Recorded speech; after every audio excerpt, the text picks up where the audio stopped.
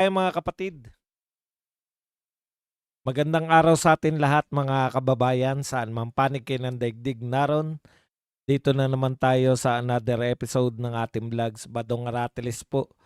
Pag-uusapan natin ngayon, ito po no, yung anak po ni Kim Atienza. Alam nyo, ayoko sana no, gusto kong i-discuss siya from the point of view ng naging bata o naging yung before 'to kasi yung kabataan natin 'di ba before 'tong mga social media na 'to, before yung pressure ng social media, totoo po nakaka-pressure po talaga yung social media lalo na kung ikaw ay isang, content creator. Ang laki po ng pressure. Ako may edad na, nape-pressure pa minsan. Kaya lang dahil kontrolado mo, ano tayo, iba yung henerasyon natin, eh. Unlike dito sa henerasyon nila, masyadong malambot yung henerasyon nitong nila Eman Atienza na 'to.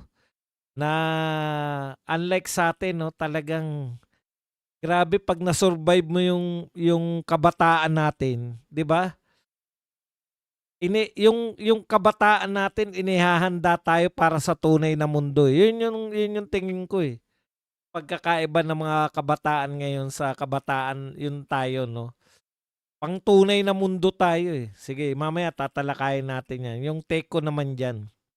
Kaya lang hindi ko gusto rito sa media, akalain niyo na naidiin niyo pa na, meron daw pong, pagbabanta 'no, dito kay, Eman Atienza mula po sa mga DDS. Diyos ko naman. Okey, pag-usapan din po natin inutusan po nitong napakagaling nating pangulo 'no, napakagaling po ng pangulo natin. Inutos po na bawasan yung material cost ng, DPWH, yung mga costing ng materyales ng ating mga pagawaing bayan. Diyos ko po kung susundin po yan, kung masusunod po yung utos na yan ni BBM. Kaawa-awa po siguro ang maitatayo kung meron mang maitatayong tulay. Eto nga pong hindi pa binabawasan yung ng 50% yung cost of material, eh, nadudurog niya na sa kamay yung mga semento 'no. Papaano pa kaya pagka binawasan, ah, papaano pa kaya 'pag binawasan yung tinatawag nating, ng 50% yung cost of material? Di-discuss natin 'yan 'no, ipapaliwanag ko po sa inyo 'yan. Yan po mapag-uusapan natin at iba pang balita, pero bago yan, kung bago ka pa lang dito sa ating channel, mag-subscribe ka na. Dahil ito lang ang tanging channel na may kinikilingan, may pinapanigan, una sa balita, huli sa impormasyon, kaya ano pang hinihintay nyo? Pindot na, okay. Hindi, mga DDS po. Alam nyo yun, kung kayo po ay content creator, sa ngayon po, pag content creator po kayo, meaning po yung may mga malalaki following. Ako hindi pa nga kasing laki kasi eto si Eman Atienza, yung anak ni Kuya Kim. Ang laki po ng following niya, magmi-milyon yan, eh. Ako nga po 300,000, eh, pero ramdam ko po yung pressure, 'no? Pera biro po talaga. Kaya hindi niyo po yung tutukuyin na DDS, hindi po yan ganyan. Kunwari po yung mga bumibira sa akin, hindi naman po, ba't mo tutukuyin? Yan lang po siguro 'no, naihanda tayo. Naihanda tayo na sa tunay na mundo, ika nga, 'di ba? Yung napalo tayo, yung lumaki tayo sa nababatukan tayo ng mas malalaking bata, hindi na kasi ubra yan ngayon, eh.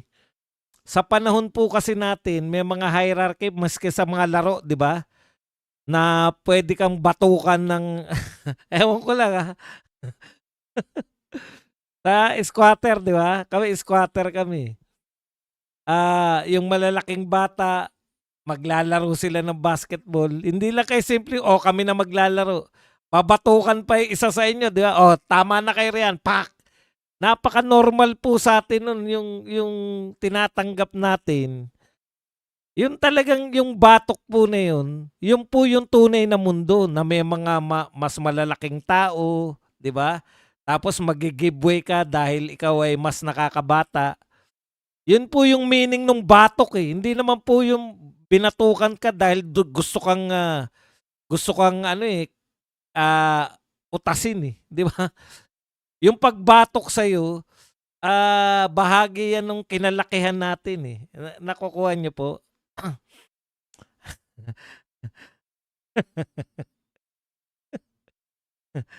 Yung alam mong may consequence 'pag may ginawa kang kasutilan, alam mong hahatawin ka ng teacher, mapaeskuwelahan, mapa sa bahay, alam mo na may kaparusahan, eh, 'di ba? Oh, puwedeng ang epekto nito sa tao, yung magiging loko ka. Kaya ang mga loko nun talagang totoong loko, eh. Nakaramdam talaga ng putya, 'pag ginugulpi ng tatay hindi na nakakaramdam ng sakit, hindi na umiiyak, eh. Both ways 'no? Oo. Pero, yun din po, sa isang banda rin, dahil nakakatikim ka ng sakit 'no, titignan mo rin siya na, putya may parusa 'pag ikaw ay nangulit ka sa klase, nangopya ka 'no, nanutil ka ng kaklase mo, nilagyan mo ng, bubble gum yung upuan, tiyak papaluhurin ka. 'Pag nag-ingay ka at nagising mo yung teacher na natutulog, hahatawin ka ng ruler. Yung kada may gagawin ka, mayroong katumbas na parusa, 'di ba? O minsan nga natatanggap na natin na kahit wala kang ginagawa, basta yung mga malalaking bata kinakailangan na nila maglaro, babatukan ka na.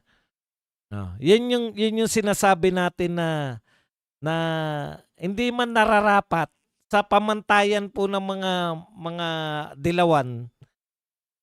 Alam niyo ang pinakaproblema talaga sa mundo, ito pong mga dilawan. May katumbas din po 'yan, eh, kahit po sa Amerika may katumbas rin po 'yan, eh.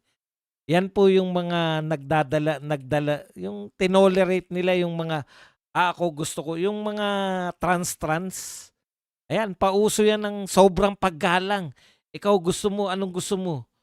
'Di ba? Sa'tin no'n 'pag bakla ka bubugbugin ka ng tatay mo, bakla ka pala, pakpak. Kaya kung ikaw ay puta kinakailangan magpakalalaki na lang ako kasi bugbog ang aabutin ko 'pag bumigay ako, eh. Tsaka na siya bibigay 'pag patay na yung tatay niya, 'di ba? Mga tipong gano'ng drama.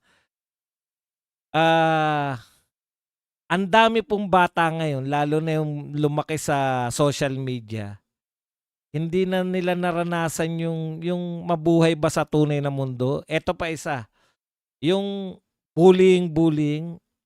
Noon naman meron na rin namang bullying nung panahon natin, 'di ba? Hindi lang natin ang alam ang tawag dun, oh.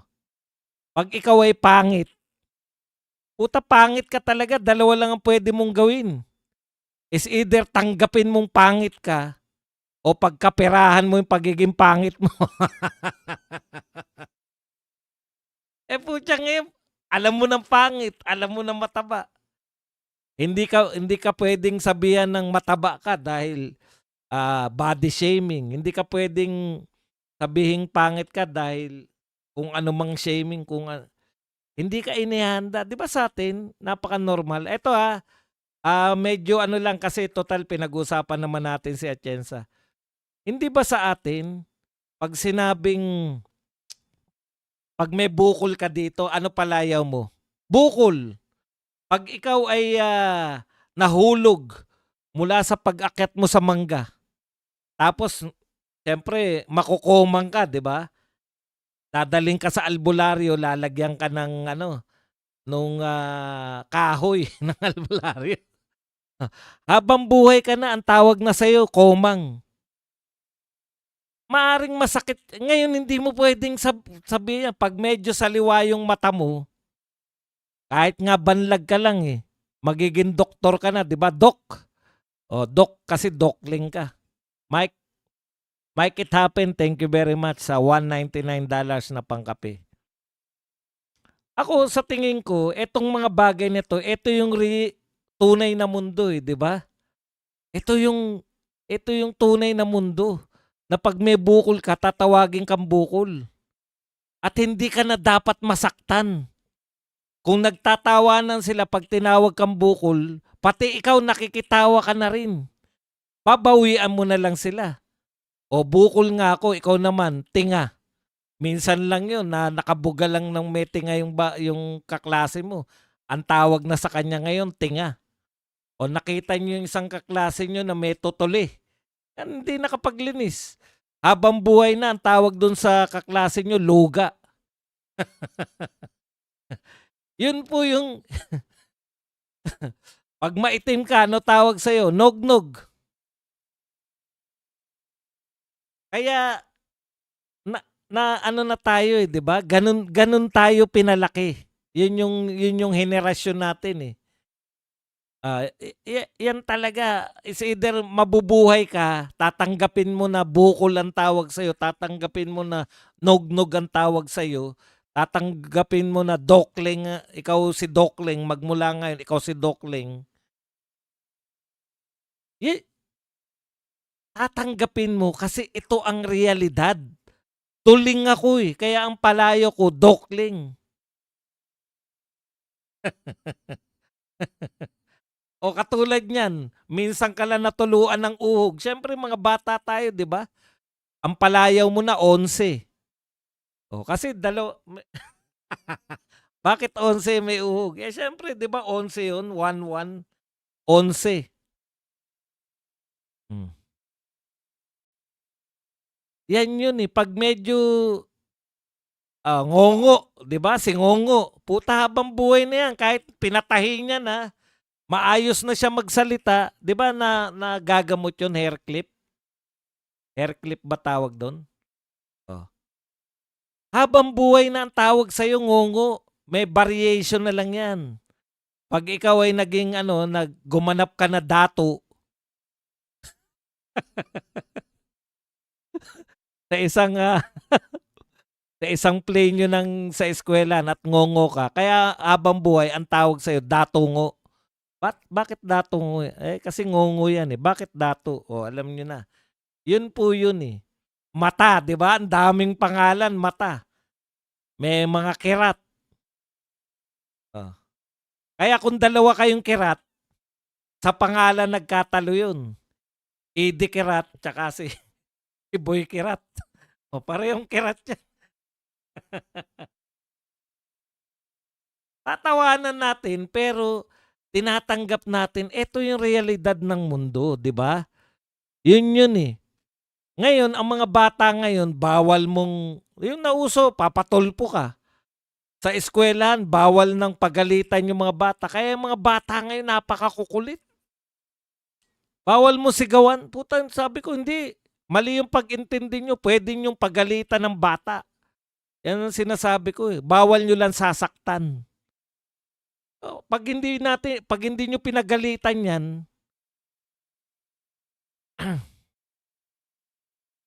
oo. O tama, 'pag may pumasok ka minsan na may kuliti ka, putya boso na tawag sa'yo. I ang point ko dito, 'yan yung realidad natin na kinalakihan, eh. Kaya etong mga 'to, wala po sa'tin 'yan, 'di ba? Pero grabe po ang social media, talagang maririndi kayo. Hindi normal 'to. Ang kinamatay kasi, hindi ko alam kung puwedeng sabihin 'to 'no, nagpatiwakal sa pressure. Pero ang malupit kasi dito, eto'y sinasamantala na naman ng media na idamay na naman tayo katulad nito, Eman Atienza, ito po ang, headline nitong, Bandera na Tagalog, Diaryong Tagalog ng Inquirer. Eman Atienza may death threats mula sa mga DDS. Kita mo yun, parang gustong palabasin ng media na 'to na ang may kasalanan ng ang nangyari kay Atienza, DDS na naman. Lahat na lang DDS. Alam niyo yung kultura niyong mga dilawan, yan na nagpabanban sa mga bata. Bawal sigawan, bawal. Ang tunay na kultura, yung kultura ng mga DDS na sinasabi niyo. Eto ang tunay na mundo. 'Pag bobo kayo sasabihin namin bobo kayo.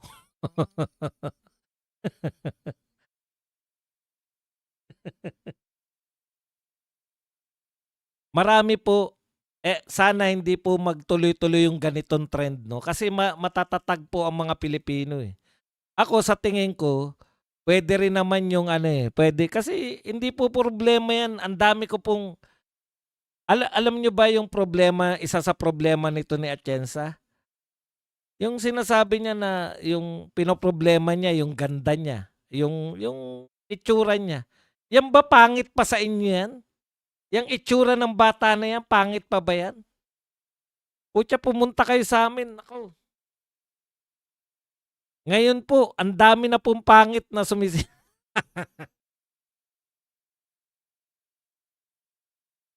Nag-iipon nga. Alam niyo tuwang-tuwa po ako sa mga hindi hindi hindi mga kagandahan na ginagamit po nila yung mga ano nila, yung pagmumukha nila, ilan na po ang pangit na sumikat. O yan, 'di ba sino yung sikat na pangit, si pangalan nun, yung magaling sumayaw, yung lamok-lamok, anong pangalan nun, at least 'pag may talent ka na pangit ka, sisikat ka.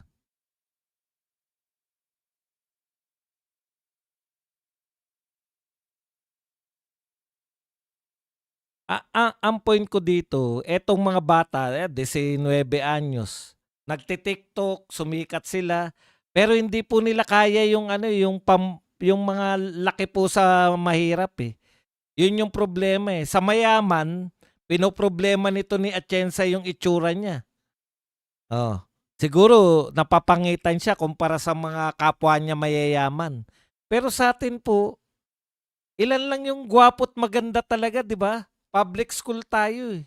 Lalo na kung lower section ka, ilan lang po yung magaganda at mga pogi nung araw na mga kaklase natin. Lahat tayo pantay-pantay, eh.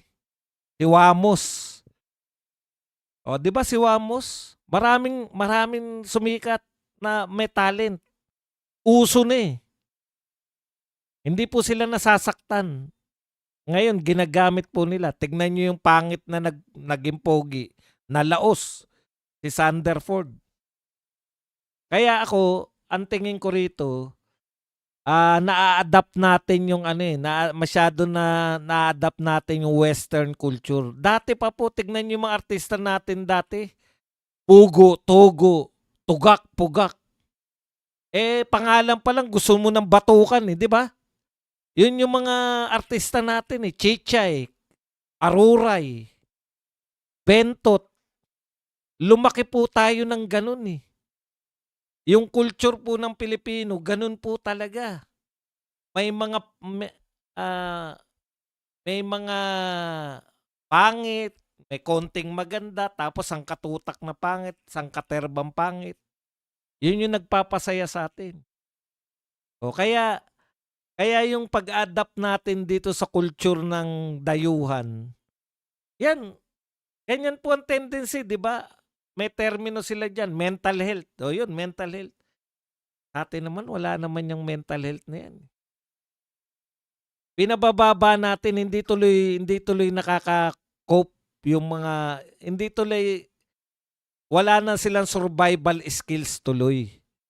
Kasi lagi natin silang inaamo-amo, eh. "Ma'am, binubully ako." Putya pati yung salitang binubully.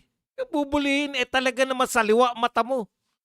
Tinatawag kang banlag. Ngayon ang nagkaroon ng power yung 'di ba 'pag ikaw dokling ka ta's tinawag kang dokling, 'di natanggap mo na yun, wala na yun, eh.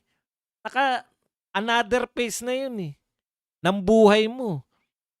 Ang swerte natin kasi yung lahat ng magaganda at pogi nung tayo ay high school, maaga sila nakapag-asawa. O tayo nakatapos ng pag-aaral. Mga ganun ba? Revenge of the nerds.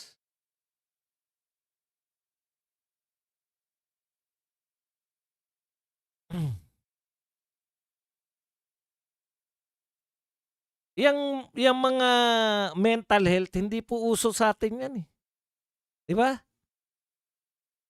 Yung dini-deny natin yung sarili natin sa katotohanan, pagde-deny po 'yan, halimbawa abnormal, "Ay kapatid mo ba yung abnormal na 'yan?" "Oo, kapatid ko 'yan, eh." "Uwi ka na nga ro'n, 'wag kang pakalat-kalat dito." Pati yung abnormal natuturuan, eh, 'di ba?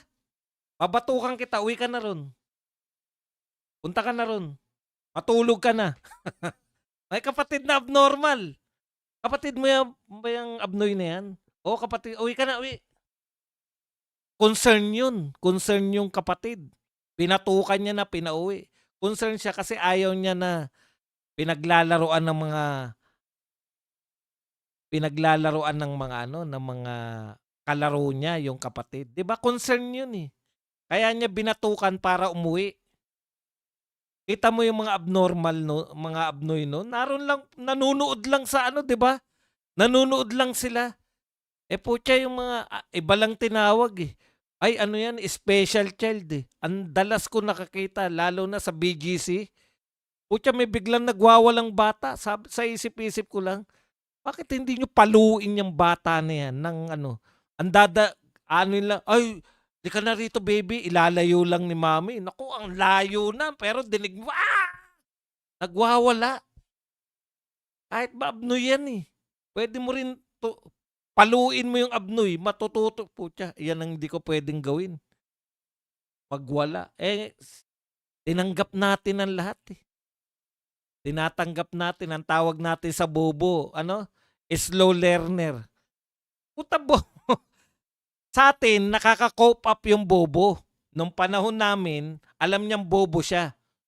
Kaya anong pinasok? Vocational. Eh, putya ngayon hindi mo siya puwedeng tawaging bobo kaya nag-aral pa ng college. Nag-aksaya pa ng pera, pagdating ng college hindi makapasa-pasa, ang sakit mo magsalita Badong.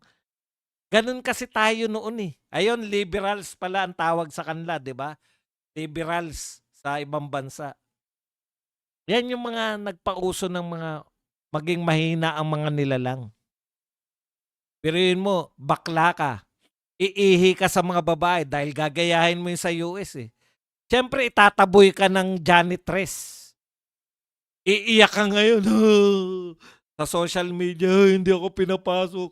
Anong, diskriminasyon." Diskriminasyon? May lawit ka, eh. Iihi ka sa babae, eh, may lawit ka.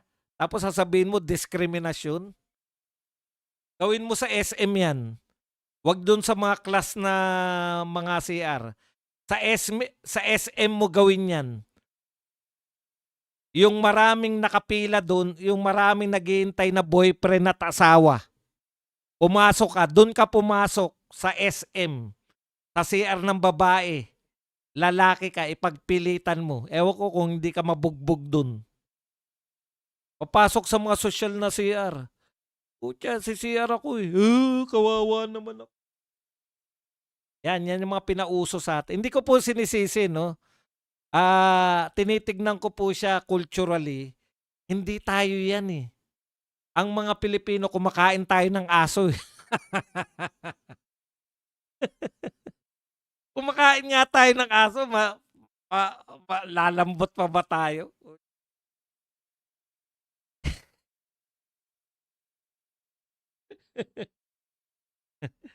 Kaya yan nakikipag-inarte yung mga sosyal na mall, dun po dun halos walang tao dun, eh.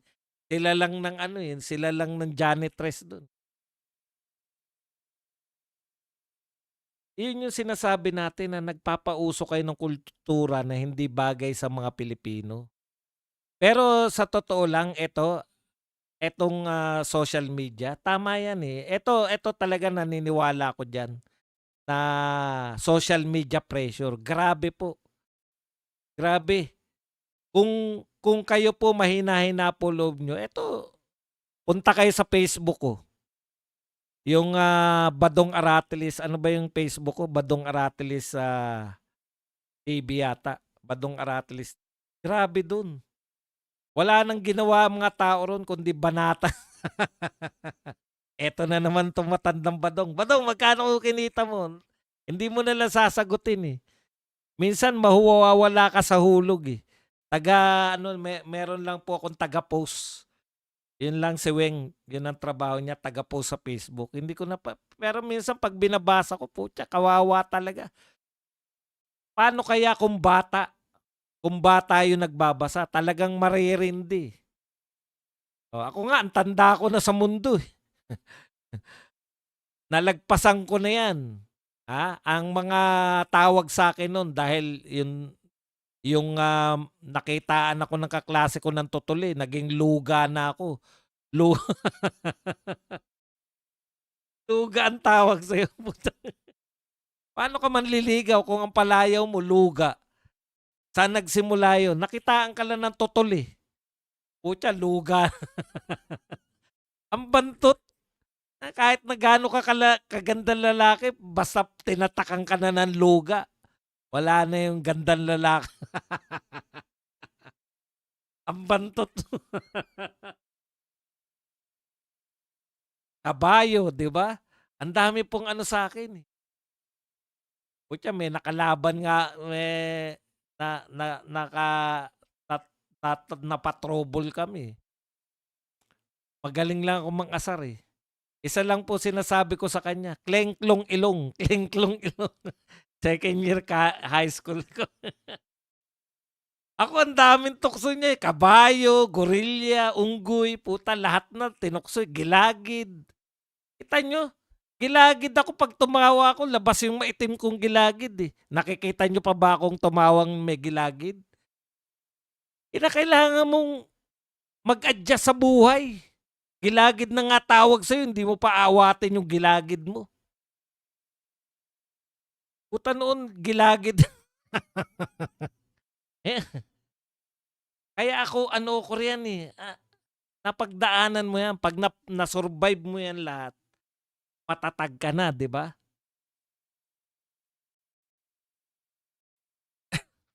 Yun lang ang take ko diyan, na masyadong pinalambot yung henerasyon. Masyadong malambot yung mga henerasyon, hindi naman uso 'yan. Mental health na ano, yung depress. Wala sa ating depress, 'di ba? Walang konsepto ng depress. Sa mga mahirap walang depress. Anong depress? Bumangon ka diyan, mag-igib ka na ng tubig, mahaba na pila sa poso. Anong depress pinagsasabi mo? Putya, kuha ka na ng pingga, mag-igib ka na sa poso. Depress ka ngayon? Nalungkot ka lang.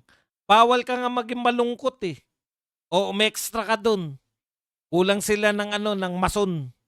Di pala mason, yung labor. Yan, sa kapitbahay natin, mag-labor ka muna.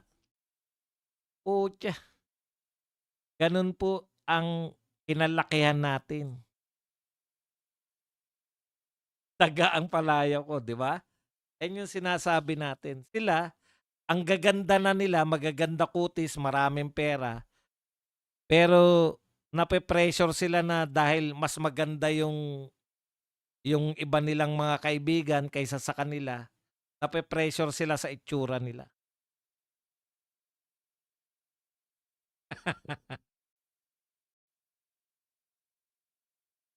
Wala naman, kailan ba natin natutunan yung depression? Wala po yan. Hindi po uso sa atin yung depression nun, di ba, no? Okay, anyways, ganyan po yung nagbabagong panahon, lalo na po yung mga mayayamang kabataan. Kasi yung mga mahihirap na bata, nagti-TikTok yan. Pero pag hindi na po kumita sa libangan po nila. Pag may mga kabataan na mahirap na kumita sa TikTok, kumita sa YouTube, naging YouTuber, etc. Okay. Iba po kinamamatay ng mga dating mahirap na naging matagumpay sa ano sa YouTube. Ang kinamatay nila dahil parang nagbabad na sila, eh, wala nang tulugan, eh. Marami na namatay na nun, 'di ba, YouTuber? Yung mga YouTuber naman na nagmumukbang, may dalawa na rin na natigok sa mukbang, kakainin mo putya. Malaking pressure talaga. Ako hanggang ngayon nape-pressure ako, eh. 'Pag nakita ko wala na naman nanood sa akin. Kaya lang marunong ako magpahinga, eh. Yun yung naano ko, eh. Kaya minsan di niyo ako nakikita, 'di ba? Sasabihin ko 2 araw nga ako magpahinga. Eh, isang gabi lang ako nagpahinga, kinabukasan sabi ka na uli, eh. Alam mo yun? Marunong na tayo na 'wag sagarin. Imagine ninyo, 'yan yung problema ng mga katulad namin na matatawag na rin kaming influencer, 'di ba? Lalo na yung mga bata. Kasi ang pressure, ang pinakamatinding pressure sa'min alam niyo kung ano? Bilang mga YouTuber o TikTokeries o kung ano man ang tawag, content. Ano ang content ngayon? Ano yung iko-content na, eh, putya kami, araw-araw na nga may balita, namomroblema pa kami sa content, eh. Imagine ninyo yung mga bata na yan, na ang content nila magpatawa, araw-araw ka makakaisip ng patawa, mahirap po yun.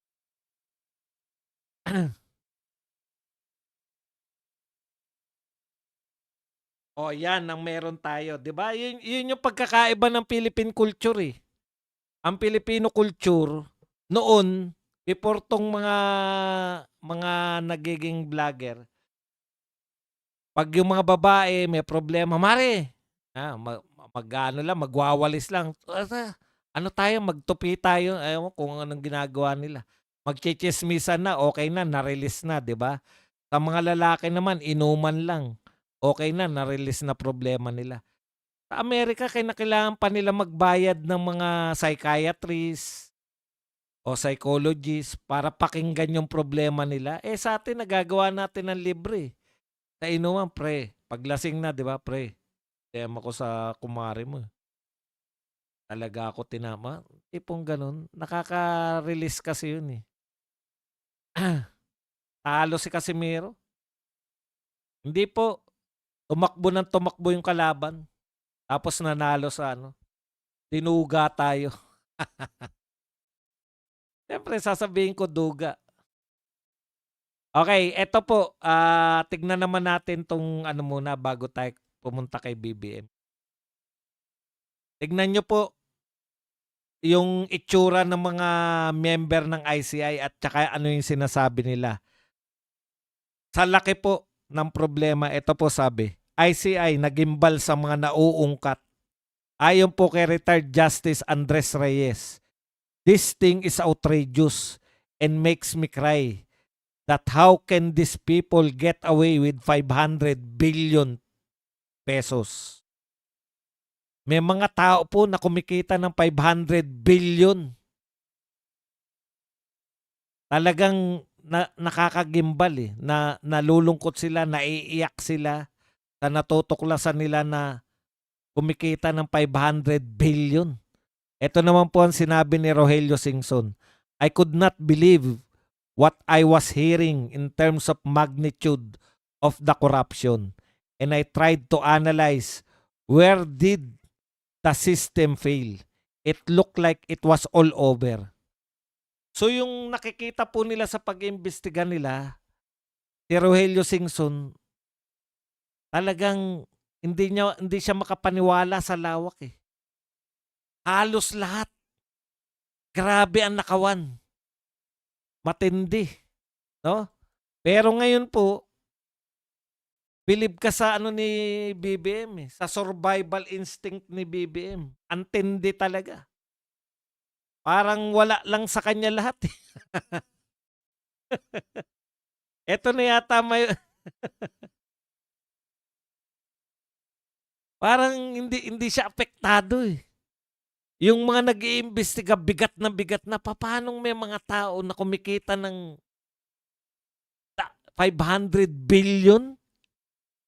Kikitain niyo ba yun? Papaano yun? Takanta kasi yung chairman ng ano, yung chairman ng ICI. Papaano nila nagagawa yun, magnakaw ng 500 billion? Sabi nga sa inyo yung bintang, parehong bintang, si Enrile pinagbintangan 7 taon.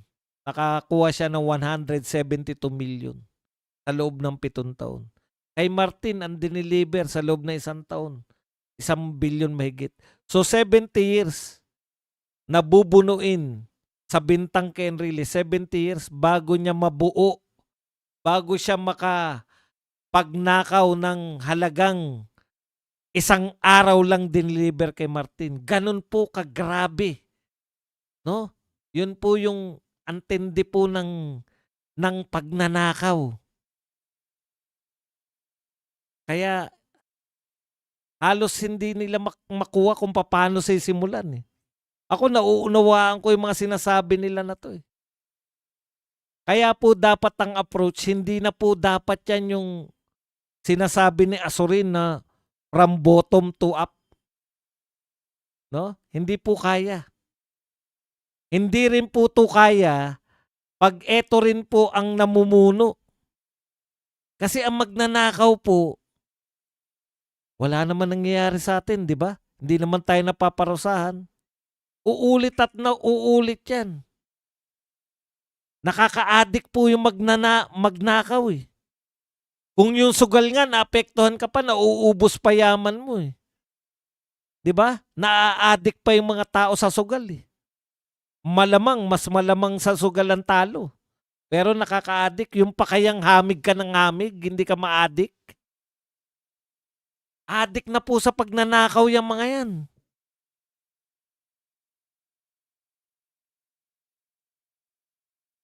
Kaya hindi na po solusyon yung isa-isahin nyo.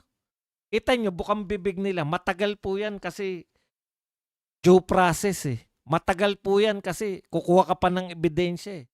Matagal talaga dahil halos buong Pilipinas, halos lahat ng proyekto, halos lahat ng tao ay kanya-kanyang nakaw.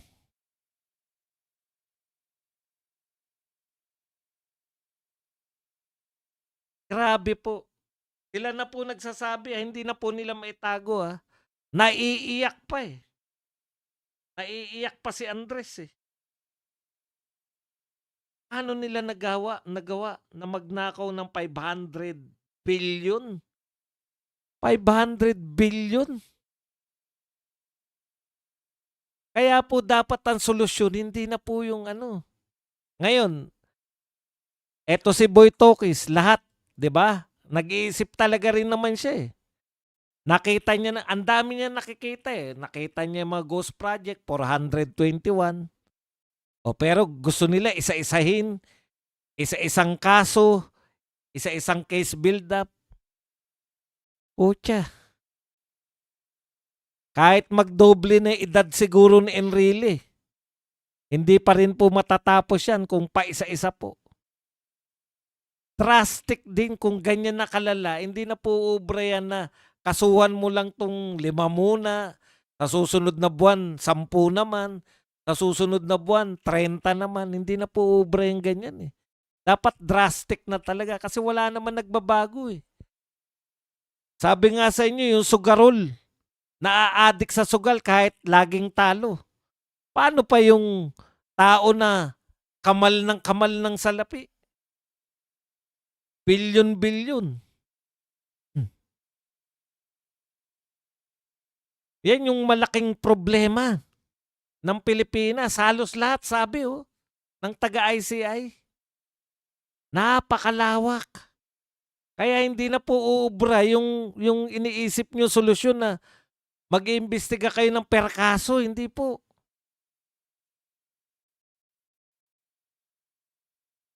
Dapat tanggalin talaga yung pinaka. Yung mastermind.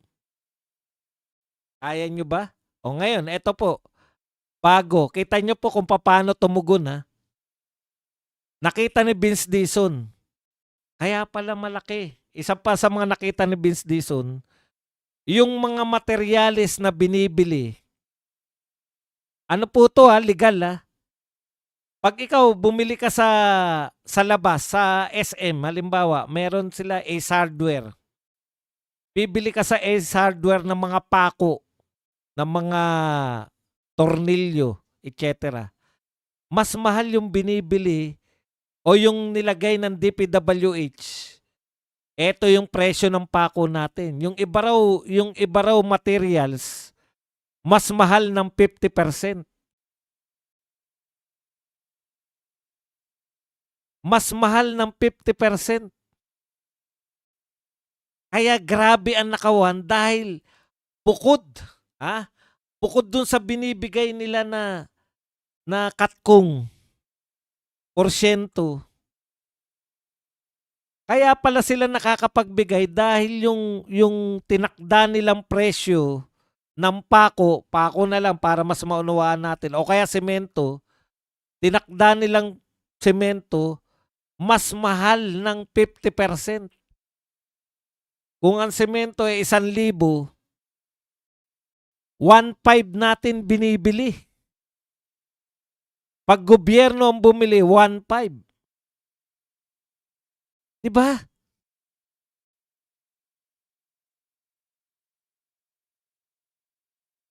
Mas mahal pa, imbis na makatipid dahil bumibili ng bulto-bulto yung gobyerno, imbis na makatipid, mas napapamahal pa. 1,000 lang kung ako magpapagawa ng bahay, private citizen. Bibili ako sa kung saan mang hardware. Pinakamagandang semento. Makakabili ko na, hindi ko alam kung magkano semento ngayon. Palagay nyo lang na 1,000. Makakabili ko na isang sakong semento. Tingi-tingi pa to Tingi-tingi, 1,000. Pero pag ang gobyerno pala bumili, 1,500. Bultuhan pa yun. Alam nyo kung ano solusyon ni Marcos? Pawasan natin yung cost, material cost ng 50%. So ilalagay nyo, dapat ang presyo ng bibili na semento ng mga magnanakaw ay 1,000 lang. Babawasan nyo ng 500. Pasensya na po kayo kung mahina ako sa mata. Kung ang 50% 500, di ba? Yun lang. Pero kung mali ang kwenta ko, bahala na kayo. So, ibig sabihin, bababaan nyo ngayon yung presyo. Tanong, pinakulong nyo ba yung magnanakaw? Hindi. Sila pa rin yung kontrata natin? Oo. Sa kanila pa rin tayo bibili? Oo. Yung mga magnanakaw, sila pa rin yung gagawa? Oo. Ano mangyayari sa mga paggawain natin? Kung ngayon nga, na mahal na, ibig sabihin, tumigil na ba yung mga katkungan? Napahuli nyo na ba yung dinideliveran ng 35 maleta na pera? Napakulong na ba? Hindi pa rin. So bibigyan pa rin siya. Kahit na mababa na presyo, hindi na kayo kukuha sa presyo, bibigyan pa rin siya kasi hindi pa siya nakukulong . Ano ibig mo sabihin ba dong? Ang ibig ko sabihin, kung yung binibigay natin sa kanya galing doon sa overprice ng semento, dahil sinakto nyo na yung presyo ng semento, saan pa kukuha yung tao na magbibigay doon sa pinagdideliveran nyo ng pera? Saan nga kukuha ba dong? Di sa proyekto na mismo. Lalabnawan na lang. Kaya mas nakakatakot yan.